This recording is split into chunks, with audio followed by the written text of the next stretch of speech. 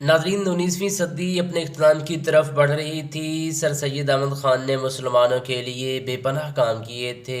1897 के उस रोज़ जब सर सैयद ने अपनी रिहाइशगाह पर अपने करीबी दोस्तों को मदऊ किया तो एक बड़ी हैरत तो उनकी मुंतज़िर थी।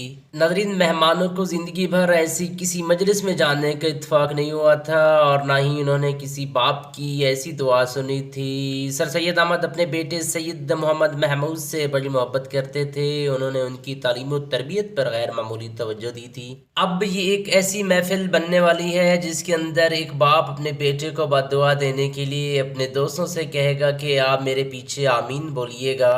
नाज़रीन, सर सैयद अहमद के बेटे सैयद महमूद को जब लंदन में तालीम हासिल करने के लिए स्कॉलरशिप मिला तो सर सैयद भी उनके साथ गए थे। लंदन के दौरे को सर सैयद के फ़िक्री इर्तिका में गैर मामूली अहमियत दी जाती है।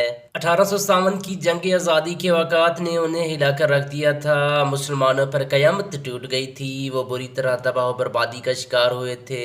लाखों बच्चे यतीम हो गए थे। मुसलमानों की आबादियाँ वीरानियों में तब्दील हो गई थी। उनकी आलीशान इमारतों को मस्मार कर दिया गया था और उनकी तमाम नुमाया इबादत गाहों को ज़ब्त कर लिया गया था। ना उनमें कोई दाखिल हो सकता था और ना वहाँ नमाज पढ़ सकता था और उनके दरवाज़ों पर भी फ़ौजी पहरे थे। 1 नवंबर 1998 को मलका विक्टोरिया की आम माफ़ी के ऐलान के बाद मुसलमानों का कत्ल-ए-आम रुका था। नाज़रीन, सर सैयद अहमद ख़ान महमूद से गैर मामूली मोहब्बत करते थे मगर उस रोज़ बहुत गमज़दा और गुस्से में थे। उन्हें खबर मिली थी कि महमूद को शराब पीने की लत लग गई है। सर सैयद अहमद ख़ान उसे समझाने में नाकाम रहे थे। आखिरकार तंग आकर उन्होंने उस रोज़ अपने करीबी अहबाब को बुलाया।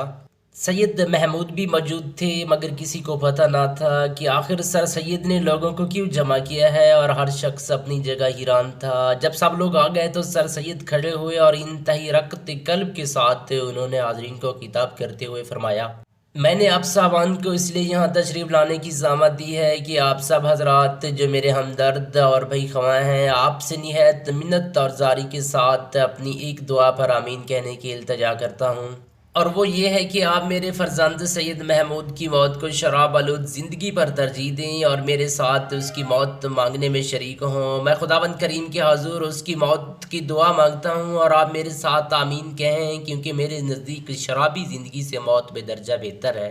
नाज़रीन, ये बहुत ही दिल हिला देने वाला मंज़र था। सर सैयद ने अपने लैक फैक बेटे की मौत की दुआ मांगने के लिए अपने हाथ आसमान की तरफ उठाए तो मजमे पर सन्नाटा छा गया। ये एक हैरत अंगेज़ मंज़र था। एक बाप अपने बेटे की मौत की दुआ मांग रहा था। सैयद महमूद के दिल पर उसका बहुत बड़ा असर हुआ। वो अपने अजीम बाप से बेपनाह मोहब्बत करते थे। वो फ़ौरन आगे बढ़े और कहने लगे, मैं आज से तौबा करता हूँ, जो कुछ करता रहा हूँ मैं इस पर परेशान हूँ। नाज़रीन, कहानी यहाँ ख़त्म नहीं हुई। सर सैयद महमूद अपने अहद पर कायम ना रह सके। अगले साल 1898 में जब सर सैयद अहमद ख़ान इस जहान फ़ानी से रुखसत हुए तो वो अपने साथ बेटे की शराब का दुख भी लेकर गए। नाज़रीन, सैयद महमूद ने शराब नोशी तो ना छोड़ी मगर वह मुसलमानों के फलाही कामों में बढ़ चढ़ कर हिस्सा लेते रहे। उन्होंने कानून की प्रैक्टिस भी जारी रखी मगर वो शराब के बहुत ज़्यादा आदी हो गए थे। उनके मुतालिक एक वाक़या मशहूर है कि एक मरतबा वो नशे की हालत में अदालत में गए और वो ये भूल गए कि वो किसके वकील हैं। उन्होंने अपने मुवक्किल के खिलाफ दलाइल के अनबार लगा दिए। अदालत में सन्नाटा छाया हुआ था। दलाइल मुकम्मल करने के बाद वो कुर्सी पर बैठने लगे तो उन्हें बताया गया कि वो क्या गलती कर चुके हैं।